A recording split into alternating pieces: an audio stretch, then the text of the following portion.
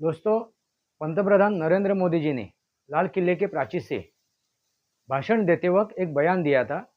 UCC के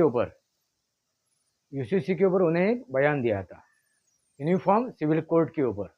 उन्होंने क्या कहा था कि सेक्युलर कानून अभी बनना जरूरी है, बनना चाहिए और जरूरी भी है इस देश के लिए।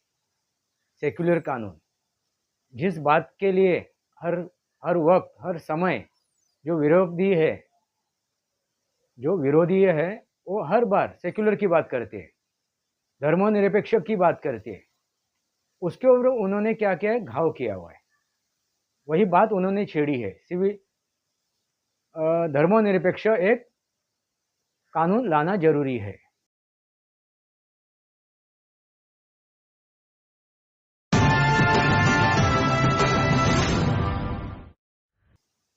नमस्कार दोस्तों, वास्तवावर बोलू काहीतरी इस श्रृंखला में फिर एक बार आपका स्वागत। मैं आपका दोस्त राजेश वासंती साबाजी किर्लोस्कर। दोस्तों, पंतप्रधान नरेंद्र मोदी जी ने लाल किले के प्राचीर से भाषण देते वक्त एक बयान दिया था। यूसीसी के ऊपर उन्हें एक बयान दिया था यूनिफॉर्म सिविल कोड के ऊपर। उन्होंने क्या कहा था कि सेक्युलर कानून अभी बनना जरूरी है, बनना चाहिए और जरूरी भी है इस देश के लिए।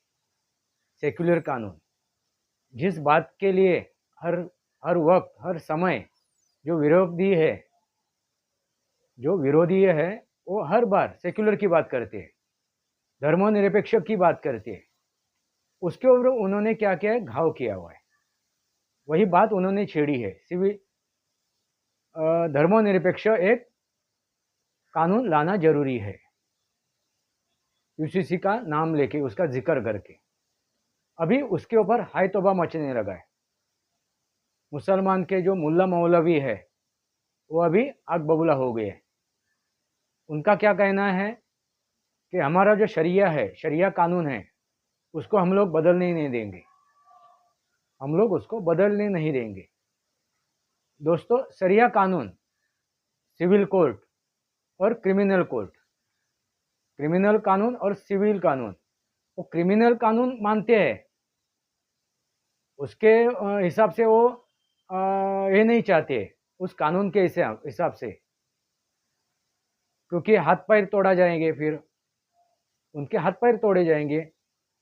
चोरी करते हैं तो आग निकाल दी जाएगी, उनकी हत्या की जाएगी, क्योंकि शरिया में ऐसा ही है, क्रिमिनल कोर्ट में, मगर सिविल कोर्ट में नहीं है।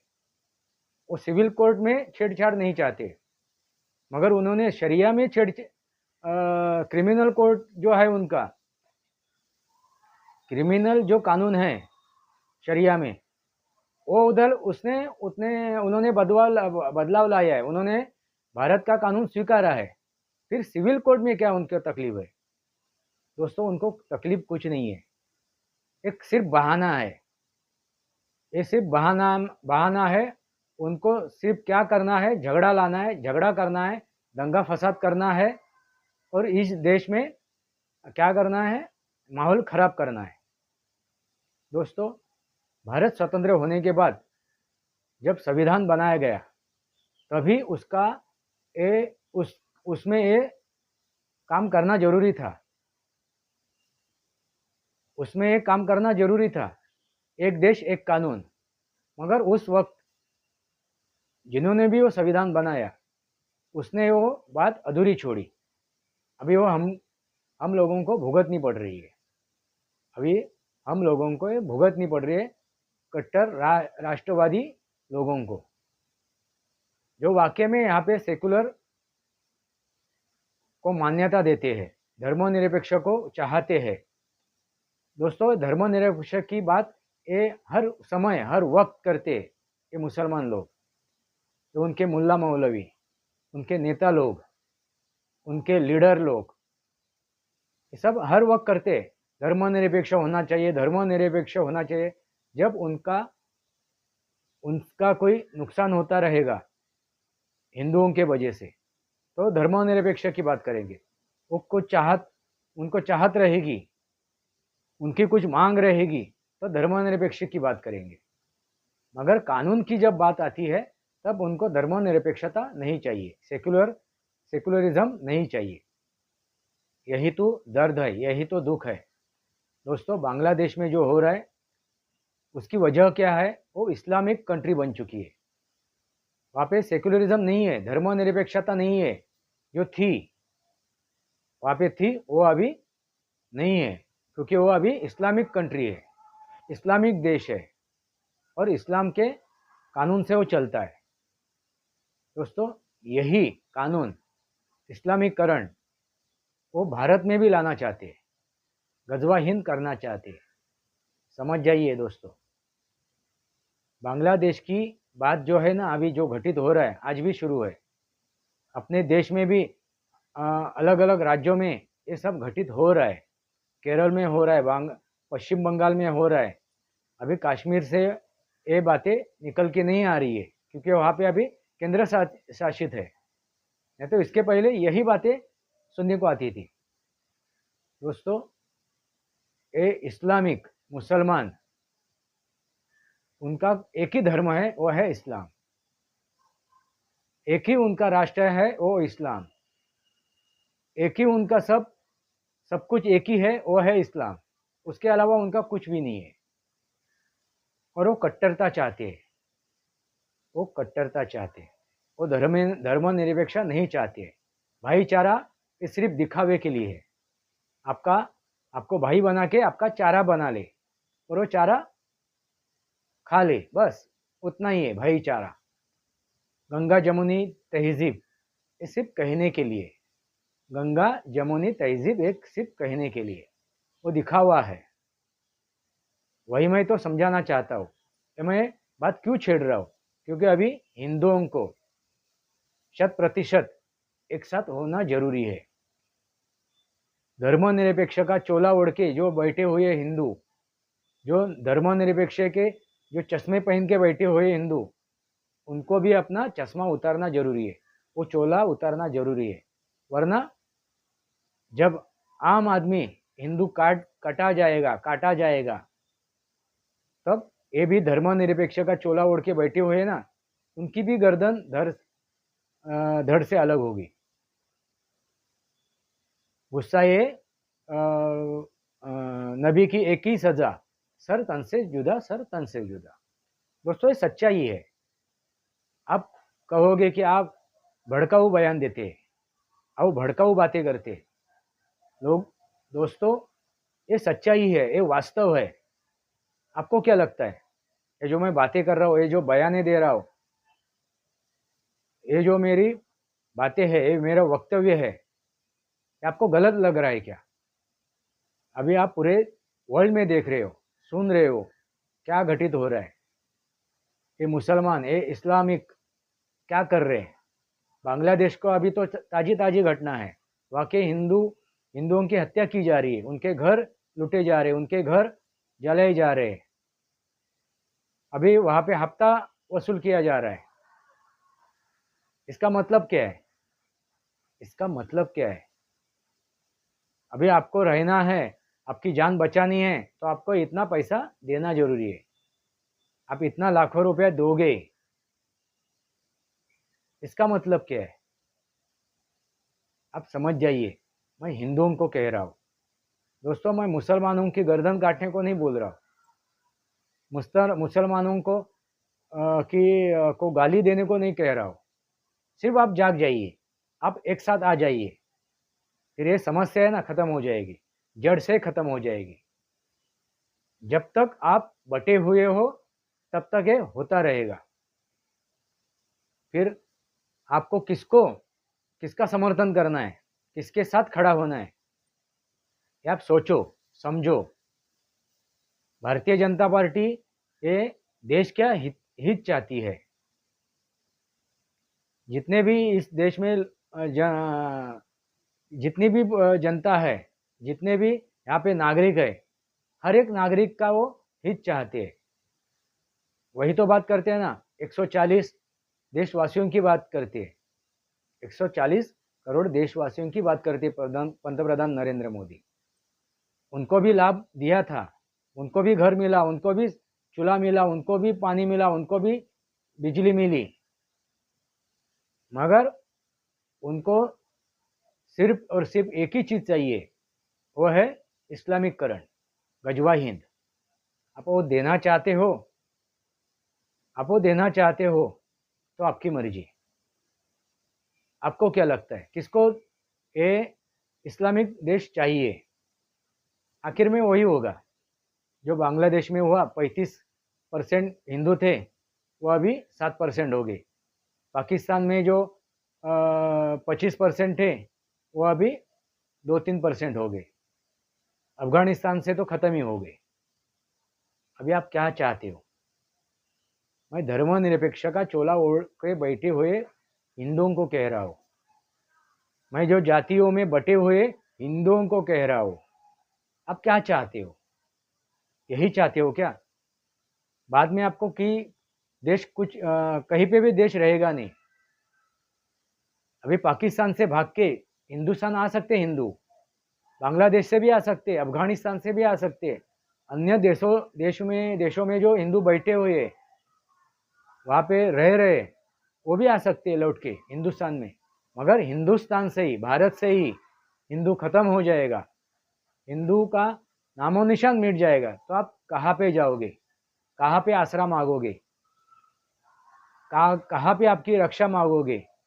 कहाँ पे आपका संरक्षण होगा? अभी जो बचा हुआ एक देश है जहाँ पे सनातन शुरुआत हुई थी, ये सनातनियों का देश है, ये हिंदुओं का देश है, उसको अभी बचा हुआ। मैं यही कहना चाहता हूँ, बाकी कुछ मतलब ही नहीं है। पंतप्रधान नरेंद्र मोदी जी क्या कर रहे हैं? पंतप्रधान नरेंद्र मोदी जी ने क्या किया, क्या करने जा रहे हैं, क्या सोच रहे हैं, सब खुलेआम है, सबके सामने है। उन्होंने लाल किले के प्राचीर से ये बयान दिया है और ठोक के दिया है। उन्होंने कहा कि हमें अभी यूसीसी लाना ही है, यूनिफॉर्म सिविल कोड लाना ही है। अभी उसका समर्थन 100% हिंदुओं ने करना जरूरी है। और जो विरोध कर रहे हैं ना, उनका मुंह बंद करने का एक ही तरीका है, आप एक साथ आ जाओ, आप इकट्ठा हो जाइए, आपकी एकता की ताकत दिखाइए। जो बांग्लादेश में हिंदुओं ने अपनी एकता की ताकत दिखाई, तब वहाँ के जो मुसलमान हैं, कट्टरपंथी है, उनका मुंह कुछ अंश तक बंद हुआ है। दोस्तों, मैं आपको जागने की, संभलने की मैं कोशिश कर रहा हूँ। अभी नहीं जागोगे तो कभी नहीं जागोगे। आप जातियों में बटोगे तो घटोगे।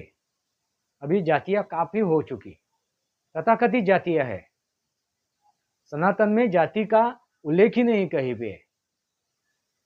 ये जो जाति का उल्लेख है ना, वो आहिस्ता आहिस्ता कुछ स्वार्थी लोगों ने, कुछ मतलबी लोगों ने उसको अपने इस धर्म में जगह दिलवाई, अपना मतलब साध्य करने के लिए, मतलब साधने के लिए। जाति जमातियों का कोई भी उल्लेख नहीं है ही नहीं, स्थान ही नहीं है। सनातन में उसको स्थान ही नहीं है। सनातन में एक ही स्थान है, वो है मानव जाति। और 3 जाति है, एक स्त्री, पुरुष और नपुंसकलिंग। 3 ही जाति है, स्त्रीलिंग, पुल्लिंग और नपुंसकलिंग। ये 3 ही जाति है। तो अभी आपको तय करना है, आपको किस जाति में बांटना है और आपको घटाना है, बंटवाना है और घटवाना है, वो आपकी मर्जी। केरल में हम लोग बटे और घटे, हिमाचल में बटे और हम लोग घटे, कश्मीर में बटे और हम लोग घटे। दोस्तों, यही अभी उर्वरित जो बचा हुआ हिंदुस्तान है, वहाँ पे जो हिंदू रह रहे, वो भी वैसे बढ़ते रहेंगे और घटते रहेंगे। वही तो चाहते हैं राहुल गांधी, वही तो चाहते हैं वो कांग्रेस। उन्होंने वही किया ना। वक्फ बोर्ड किसके लिए है? प्लेसेस ऑफ वर्शिप एक्ट किसके लिए है? ये जो कानून जो बनाए हुए हैं ना मुस्लिमों के लिए, अल्पसंख्यक कानून किस लिए है? धर्मनिरपेक्ष है ना यहाँ पे, तो अल्पसंख्यक कानून की क्या जरूरत है? क्या जरूरत है? ये किस लिए, क्या जरूरत है उसको? शरिया के मुताबिक आप चलो, वो क्या जरूरत है? इसको यहाँ पे जगह नहीं है। आपको शरिया के हिसाब से चलना है, शरिया मानना है, तो आपके लिए 56 देश है, इंक्लूड पाकिस्तान और बांग्लादेश। आप वहाँ पे जा पे रह सकते हैं और शरिया कानून से आप जी सकते हैं। यहाँ पे आपको रहने का कोई भी हक नहीं है। जो मुसलमान ये बात कर रहा है कि हमें शरिया कानून चाहिए, तो इस देश में उनको जगह नहीं है। जो भी है, फिर हिंदू कहेगा कि हमारे मुताबिक हमें कानून चाहिए, तो इस देश में उसको जगह नहीं है। कोई भी कहेगा, कोई भी तथाकथित धर्म वाला कहेगा कि हमें इस हिसाब से हमारा कानून चाहिए, तो इस देश में उसको जगह नहीं है। किसी भी धर्म का तथाकथित धर्मी हो और वो चाहेगा कि हमें हमारे हिसाब से, हमारे धर्म के हिसाब से कानून चाहिए, तो इस देश में उनको जगह नहीं है। वो अपनी जगह ढूंढ ले। वही तो मैं मुसलमानों को कह रहा हूँ। आपको शरिया चाहिए, तो शरिया के मुताबिक आपके लिए 56 देश इंक्लूड पाकिस्तान और बांग्लादेश और अफगानिस्तान चाहिए। आप जाइए और आराम से मज़े से रहिए। हम लोग वहाँ पे आपको छोड़ने को आएंगे। हमको टिकट निकाल के देंगे। आपका खर्चा पानी हम लोग करेंगे, वहाँ पे जाने का, वहाँ पे बसने का भी खर्चा करेंगे। चलो, और क्या करना जरूरी है? मगर काफ़ी हो चुका अभी। ये धर्मनिरपेक्ष का चोला ओढ़ के बैठे हुए मुल्ला मौलवी है, ये जो मुसलमानों के नेता है, काफ़ी हो चुका। हिंदुओं में जो बैठे हुए धर्मनिरपेक्ष का चोला ओढ़ के बैठे हुए भेड़िया है, उनका भी मुखौटा उतारना जरूरी है। ये भेड़िया है, उनको किसी भी धर्म से कुछ भी मतलब नहीं। ना मुसलमानों से मतलब है, ना हिंदुओं से मतलब है, ना क्रिश्चियनों से, ना बौद्धों से, ना सिखों से, ना जैनों से, किसी से भी मतलब नहीं। ये धर्मनिरपेक्ष का चोला ओढ़ के बैठे हुए जो लोग हैं, उनको किसी से भी मतलब नहीं है। उनका मतलब एक ही है, वो है उनका स्वार्थ, निजी स्वार्थ, अपने परिवार का स्वार्थ, अपना मतलब का स्वार्थ। अभी जागो, जागो। जो ये राष्ट्र भक्त है, इस देश का भला चाहते हैं, उनको मैं जागने की बात कर रहा हूँ।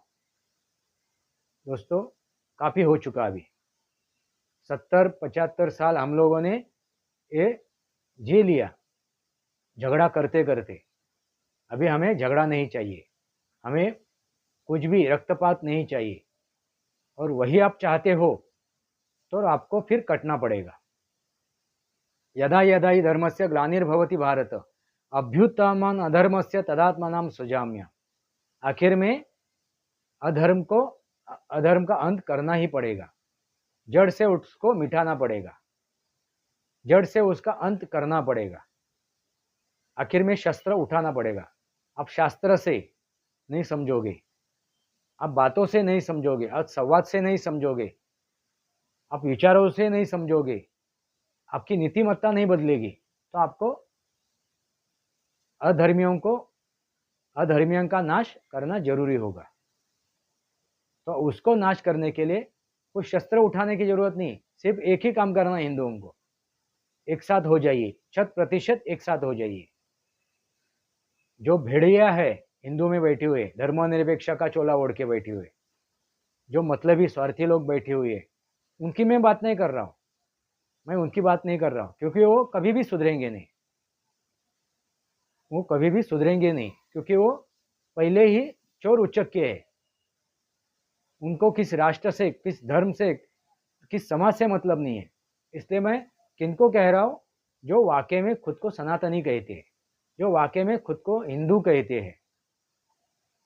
फिर वो जो सिख है, जैन है, बौद्ध है, ये भी हिंदू है, ये भी हिंदू है। बौद्ध धर्म नहीं है, ना सिख धर्म है, ना जैन धर्म है, ना अन्य कोई धर्म है। ये सब हिंदू है। तो इनको सब अभी इकट्ठा होना जरूरी है, एक साथ होना जरूरी है। वरना जो बांग्लादेश में हिंदू भी काटे जा रहे, बौद्ध भी काटे जा रहे, जैन भी काटे जा रहे हैं, सिख भी काटे जा रहे, और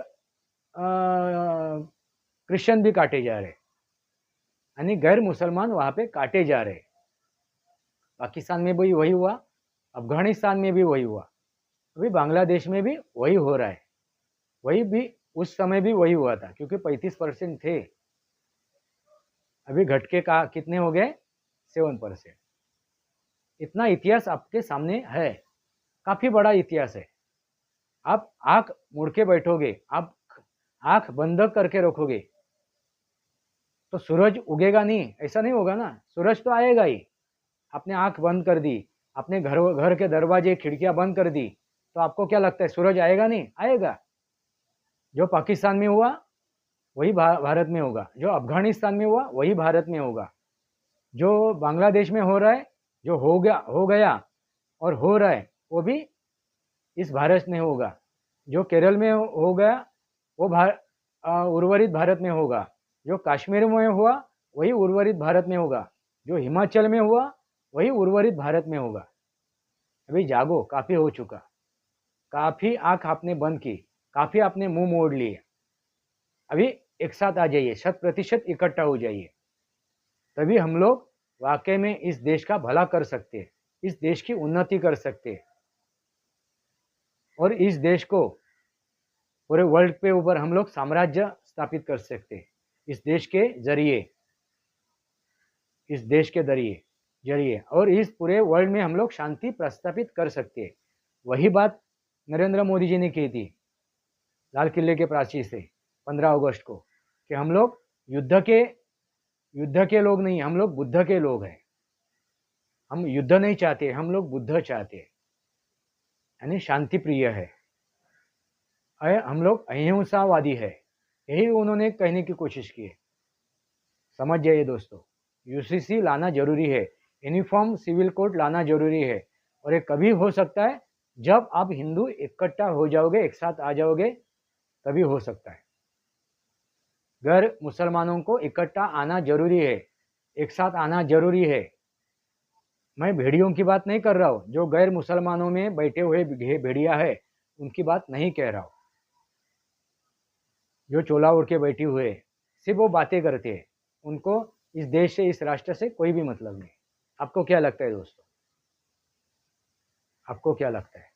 वास्तव बोलू काहीतरी, इस श्रृंखला को सब्सक्राइब कीजिए, बेल आइकन दबाइए, मेरे विचार सही लगे तो लाइक कीजिए, आपके विचार कमेंट बॉक्स में लिखिए। आज के लिए इतना ही। भारत माता की जय, वंदे मातरम, जय भारत, जय महाराष्ट्र।